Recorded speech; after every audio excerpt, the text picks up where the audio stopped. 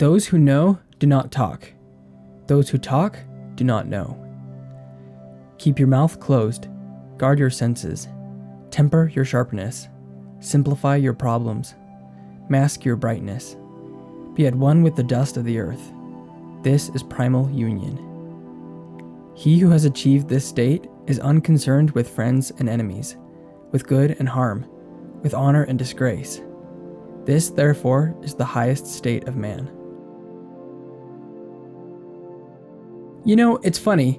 As I looked at a few different translations for this chapter, so many of them kept the wording of the first two lines almost exactly the same. It's almost like nobody felt like this idea could be any better worded than the way that it is. Those who know do not talk, and those who talk do not know. While we maybe do not always state this outright, we all feel this intuitively. We feel the insecurity of someone who can't stop talking. We often smell their incompetence through all the flowery language. Those who truly know do not do this. They have nothing to prove to anyone else. They don't have to assert that they know things. They know that they know things. So what is the point in trying to prove it to anyone else? On a more personal note, this is something that I'm trying to work on in my own life. I do recognize the irony of having a whole channel of me talking about chapters of the Tao Te Ching like this one that say don't talk too much. I'm kind of trying to figure out where that middle ground is. Lao Tzu himself wrote the Tao Te Ching, but when we read the Tao Te Ching, it is extremely concise. He focuses on saying a lot with only a few words. This kind of goes contrary to how that YouTube algorithm is supposed to work. With the algorithm, the two most important things are supposed to be click-through rate, which is the percentage of people that see your videos and choose to click on them, and watch time, which is how much time people spend watching your videos. Therefore, there's part of me that feels like I should be making these videos as long as possible to maximize my watch time, and there's another part of me that feels like this is kind of contrary to Lao Tzu's formula. Then there is another very real part of me that recognizes that there's only a certain amount of work that I can sustainably put into these videos without becoming consumed by them and going insane. And inevitably, that part of me ends up tipping the balance. So the new balance that I've personally come to is to try and make sure that when I write these scripts, I write them until I don't have anything else to say. When I feel like I've covered the topic sufficiently, I don't try and fluff up the videos with extra material. I just slap together an intro and ending and call it good. And honestly, writing is a lot more fun this way.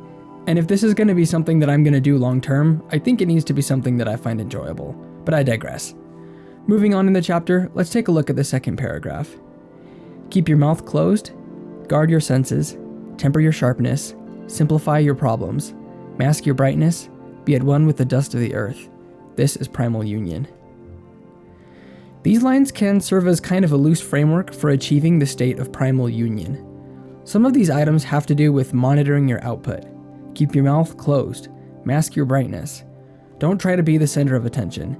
Just play whatever part you're called to play in things. Be content with observing events as they unfold and only act when it is time for you to act. There is also advice here for monitoring our input. Guard your senses. Don't get caught up in unnecessary distractions. There are many good things to learn and observe, but there is also a lot in the world that is just noise. Cut out the noise as much as you can. Live in the world, but choose your influences carefully.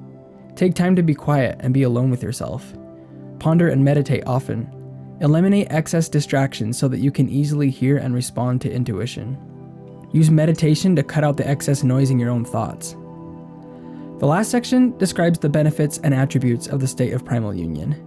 One who has achieved primal union does not live for the approval of others. They don't hold on to things. They accept that quote-unquote bad things and quote-unquote good things will both happen to them, and they don't try to prevent one or hold on to the other. They follow their intuitions and keep a loose grip on their plans and goals, always ready to let go of them if need be, because they trust that the universe ultimately has a better plan for their lives than they could ever make for themselves. This is the goal of Taoism. This is the state for which we all aim. Thanks for watching, and be sure to join the Discord if you'd like to find a community of people that all have these kinds of things on the brain. I'll see you all tomorrow for chapter 57. Peace and blessings.